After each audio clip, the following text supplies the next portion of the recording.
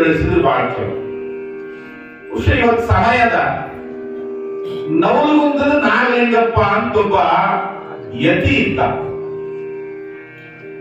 ಆತ ತನಗಾಗಿ ಏನನ್ನು ಇಟ್ಕೊಳ್ತಿರ್ತಿರ್ಲಿಲ್ಲ. ಒಂದು ಊರಿಗೆ ಹೋಗಿದ್ದ, ಹೊಟ್ಟೆ ಬಹಳ ಹಸಿತ್ತು. ಊರ ಹೊರಗೆ ಒಂದು ಗುಡಿಸಲದ ಮನೆ ಇತ್ತು, ಗುಡಿಸಲ ಮನೆ. ಆ ಮನೆ ಮುಂದೆ ಹೋಗಿ ನಿಂತು, ಯವ್ವ ಹೊಟ್ಟೆ ಹಸ್ತದವೇ, 3 ದಿವಸ ಉಂಡಿಲ್ಲ ಅಂದ.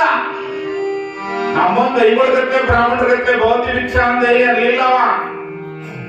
ನಾವೆಲ್ಲ ಆಸೆ ಹಚ್ಚಿ ಭಿಕ್ಷಾ ಬಿಡೋರು. ನಮಗ 1 ರೊಟ್ಟಿ ಕೊಟ್ರೆ ಅಂದ್ರೆ ನಿಮ್ಮ ಮನ್ಯಾಗ 100 ರೊಟ್ಟಿ ಹಾಕವ ಅಂತ ಹೇಳೋರು ನಾವು. ಹಂಗ ಹೇಳಿಲ್ಲ, ಯತಿ ಆತ ಸಾಧು. ಅಮ್ಮ ಹೊಟ್ಟೆ ಹಸ್ತದವ, 3 ದಿವಸ ಉಂಡಿಲ್ಲ, ಊಟ ಕೊಡು ಅಂದ. ಆ ಹೆಣ್ಮಕ್ಳಿಗೆ 5 ಜನ ಗಂಡ್ಮಕ್ಳು. ಹೇಳಿ ಕೇಳಿ ಜಗಜಟ್ಟಿಗಳು. ಅವ್ರಿಗೆ ಸ್ವಸ್ಥ ರೊಟ್ಟಿ ಮಾಡೋರು, ಆಕಿ ಕಲ್ಲನ್ ಖಾರ ಹಾಕಿ ಉಂಡು ಕೂಲಿಗೆ ಹೋಗೋರು. ಅವರು ಹೊಸೂರು ಉಂಡು ಬಿಟ್ಟಿದ್ರು. ಈಗಿನ ಕೈಯಾಗ 1 ಅರ್ಧ ರೊಟ್ಟಿ ಇತ್ತು, ಅದು ಎಂದಲಾಗಿತ್ತು. ಇವ್ ಹೆಂಗ್ ಕೊಡುದಂತ ವಿಚಾರ ಮಾಡಿದ್ರು. ಯಪ್ಪ ನನ್ನ ಮನ್ಯಾಗ ಏನೂ ಇಲ್ಪ, ಖಾರ ಕುಟ್ಟಿನಿ, ಇದೊಂದು ಕಲ್ಲದ ಅಂದ್ರು. ಖಾರ ಕುಟ್ಟಿನಿ ಕಲ್ಲದ, ಇದನ್ನ ಬಿಟ್ಟ ಬೇರೆ ಏನಿಲ್ಲ ಅಂದ್ರು. ನಾನಿಂಗಪ್ಪ ತಾಯವ ಅದನ್ನ ಹೊಟ್ಟಸ್ತದ ಅಂದ. ತಗೊಂಡು ಕಲ್ಲ ಹತ್ತಿದ, ಖಾರ ಹತ್ತಿದ ಕಲ್ಲನ್ನ ಗರ ಗರ ಗರ ನೆಕ್ಕಿದ. ನಿನ್ನ ಕಲ್ಲು ನೀ ತಗೋರವ ಅಂತ ಕೈಯಾಗ ಕೊಟ್ಟ. ಯಾವಾಗಕ್ಕೆ ಕಲ್ಲು ಕೈಯಾಗ ತಗೊಂಡು ಕಡವತ್ತ ಕಲ್ಲ ಬಂಗಾರ, ಕಡವತ್ತ ಕಲ್ಲ ಬಂಗಾರ. ಯಾವಾಗ ಕಡವತ್ತ ಕಲ್ಲ ಬಂಗಾರ ಆತು, ಅವಾಗಪ್ಪ ಮಹಾಯೋಗಿ ಅಂದ್ರು. ನಿನ್ನ ಬದುಕು ಬಂಗಾರ ಆಗಲಿ ಅಂತ ಹೇಳಿ ಆ ನವಲಗುಂದ ನಾಗಲಿಂಗಪ್ಪ ಮತ್ತೆ ಮುಂದಿನ ಮನೆಗೆ ಭಿಕ್ಷಾಕ್ ಹೋದ. ಹೀಗೊಂದು 2 ವರ್ಷ ಆತು. ಇವರೆಲ್ಲ ಕಲ್ಲು ಕತ್ತರಿಸಿ ಮಾರಿ ದೊಡ್ಡ ಮನೆ ಕಳಿಸಿದ್ರು. ಬಂಗ್ಲಾ ಆತು, ಶ್ರೀಮಂತಿಗೆ ಬಂತು, ಮುಂದೆ ಗಾಡಿ ಬಂತು, ಎಲ್ಲ ಬಂದು. ಹಂಗಾದ್ಮೇಲೆ 2-3 ವರ್ಷ ಆದ್ಮೇಲೆ ಮತ್ತೆ ನವಲಗುಂದ ನಾಗಲಿಂಗಪ್ಪ ಅದ ಮನೆಗೆ ಬಂದ.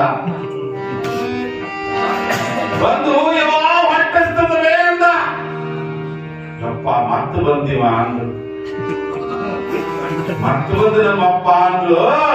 ಬಾಯಪ್ಪ ಅಂತ ಕರೆದ್ರು. ಅಂದ್ರು, ಆಳುಗಳು ಹೇಳಿದ್ರು, ಈ ಊರಾಗ ಹೋಗಿ ದೊಡ್ಡ ಬಂಡಿಗಳು ತೊಂಬರಿ ಅಂದ್ರು. ಒಟ್ಟು ಈ ಕಡೆ ಪೈಕಿ ಇರಬಾರ್ದು, ಸಂಗಪ್ಪನ ಗುಡಿ ತೊಲಿ ಅದಲ್ಲ ಅಂತ ಒಂದು ಬಂಡಿಗಳು ತರಿಸಿಲ್ಲ. ಈ ಊರಾಗ ಮೆಣಸಿನಕಾಯಿ ಮಾಡೋರ್ ಬಲ್ಲಿ ಹೋರಿ, ಕಾರ್ ಒಳಗೆ ಅತಿ ಹೆಚ್ಚು ಖಾರ ಯಾವಾಗ ಇರ್ತದಲ್ಲ ಅದನ್ನ ತೊಂಬರಿ ತಂದು 12 ಆರಿಸಿದ್ರು. ಅರಿಸಿ, ಯಪ್ಪ ನಮ್ಮ ಮನ್ಯಾಗ ಏನು ಇಲ್ರಿ, ಈ ಕಲ್ಲದ ನೆಕ್ರಿ ಅಂದ್ರು.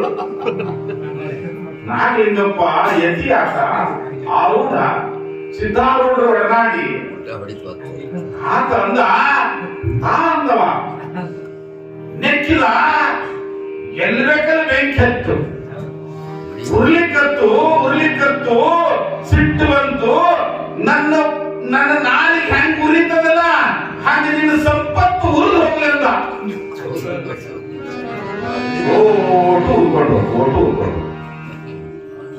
ಹಿಂಗ ಮುಳವಾಡದ ಕುಲಕರ್ಣಿಯವರಿಗೆ ಶ್ರೀಮಂತಿಕೆ ಬಂತು, ಅದ್ಭುತ ಶ್ರೀಮಂತಿಕೆ ಬಂತು. ಮರೆತು ಬಿಟ್ಟು ಸಂಗಮನಾಥ